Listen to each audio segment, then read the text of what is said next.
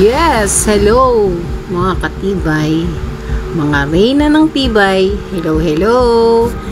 Ang inyong lingkod, maglilibot.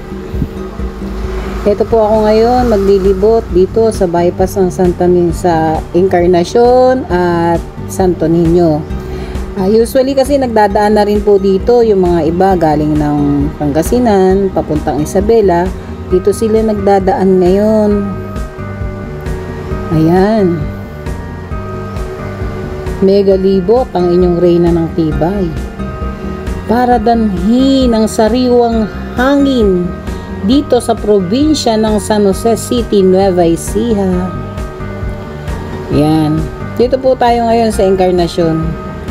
Ayan, Encarnacion yan sa may gilid po ng Mason.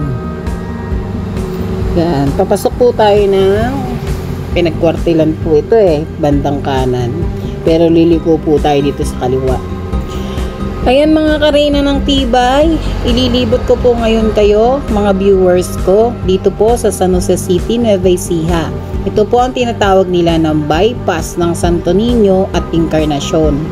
Paglabas nyo po dito, Walter Mart na, papunta naman ng Malasin yun, papuntang away ng papuntang Isabela. Ayan.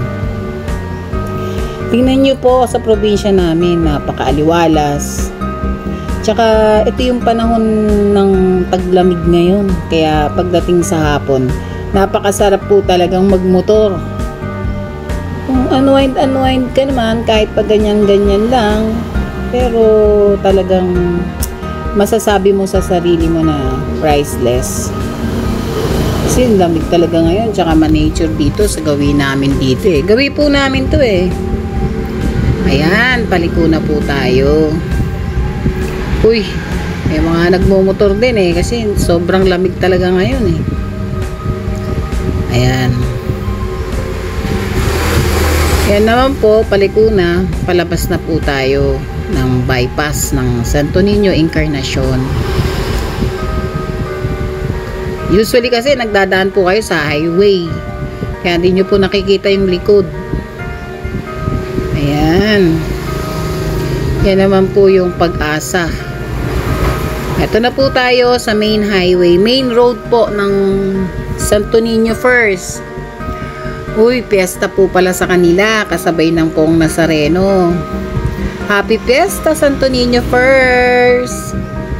Baka naman mga kamag-anak ko sa Santo Niño. Hello, hello. Ayan po.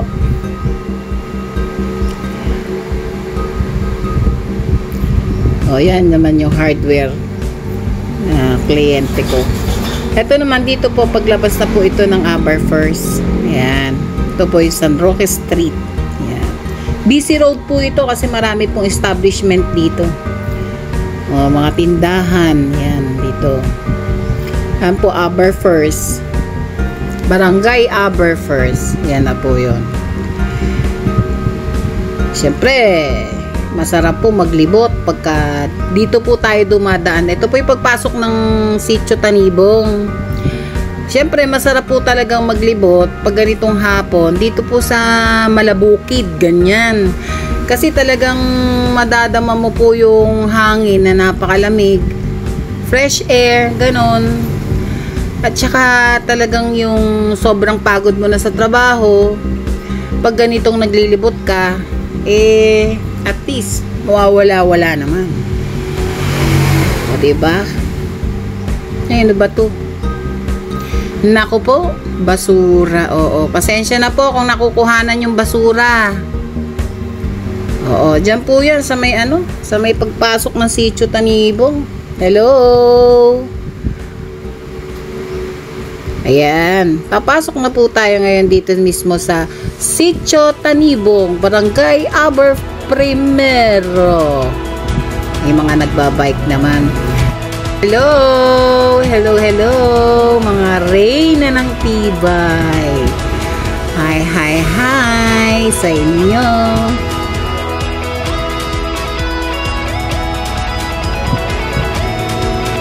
Uy, ano ba to? Uy, may pang-meeting. Sarap naman. Meron daw dyan nagbibigay 2 kilong bigas. Oo, kada isang tao binibigyan po nila. Ito po yung tanibong na po ito, tanibong. Nagbibigay po yun ng mga amyenda. Opo. Yan, napakasarap naman na dito. Ang sarap-sarap naman dito po. Malamig.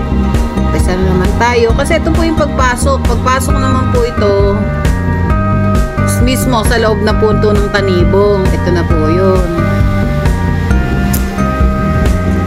Kasi yung dulo po nito, ano naman po,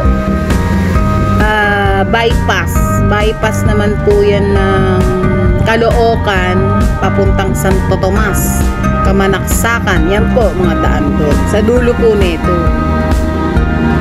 Kaya ako po, ay ano ba yung basura na naman? At ba napakaraming basura dito, nagtambakan sa Harbourfirst. Oh, grabe, kaway-kaway naman po. Hello po sa mga nanunungkulan. Ayan po, oh, puro basura. Totoo po pala yung sabi nila na napakadaming basurang nagkalat dito sa Harbourfirst. Ano bang nangyari? Hello naman. Katok-katok. Ay, sus me. Napakarami po pala talagang basura dito. Tama po pala talaga. Wala ang naghahakot dahil hindi na rin nila alam kung sino yung naghahakot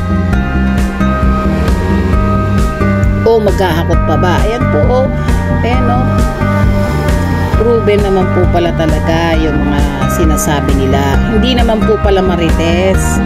Totoo naman din po pala yung sinasabi nila na talagang tambak na ang basura ng Harbourfirst. Dito pa lang po tayo sa mga bukid-bukirin dumadaan how much more pagka po dumaan pa pala tayo sa mga gitna-gitna. Kunwari Florentino, Juana Street, yung mga ganyan, Adriana, yung mga ganyan, Romano, mas talong tambak ang basura. O ayan, baka kinalkal na po ng aso yan. Ito na po yung daan na to. Itong daan na to, diretso na po ito. Paglabas na ito, bypass na po yan ng Kamanaksakan, Santo Tomas. Yan. Ang lamig-lamig po dito. Sobrang sarap-sarap. Lalo na po pagka naglakihan na yung mga palay na tinanim nila. Nako, maaamoy mo na talaga dyan yung super bango ng palay. Umaamoy po talaga. Yan po ang katotohanan kasi magsasaka po ang ama ko kaya alam ko rin po yung mga ganyan-ganyan. Naku, basura na naman. Dito pa lang po yan sa Abar.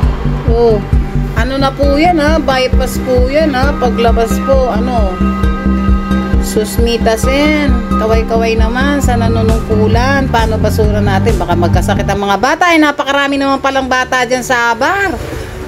Sobrang dami ng bata dyan sa Abar. Akala ko po pala pagdating dito masarap na hangin. Ito naman po, nadaan ako sa aking kaibigan na si Maria. Pinagmimerienda naman ako. Pinagtimpla pa ako ng kape.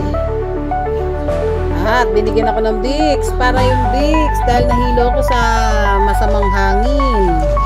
Ayan, parating naman niya ngayon ang kanyang asawa at anak. Galing sa amendahan, dala-dala ang pinamigay na 2 kilong bigas. Ayan na po, ang 2 kilong bigas, sinain na po niya para matikman namin. At nagluto siya ng talong. At ang aking paborito na sausawan na may alamang. At pinapang prito. Napakasarap kumain pagkain talaga. Reyna ng tibay. Talaga. Ayan po.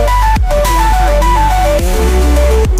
Napakasarap para sa inyo. Ang tubo. Sa mahilig din kumain ng katulad ng kinakain ko. Dyan lang po kasi sold na ako talaga. Dahil napakasarap po talaga. Talagang ganito lang ang mga tao na gustong magpataba. Okay, ayan mga Reyna ng Katibay. May kakain ng inyong lingkod. Pero papaalam na rin po ako for today's video. At para makapagpahinga na rin po. Ang title ko dyan ay Masarap kumain. Wow.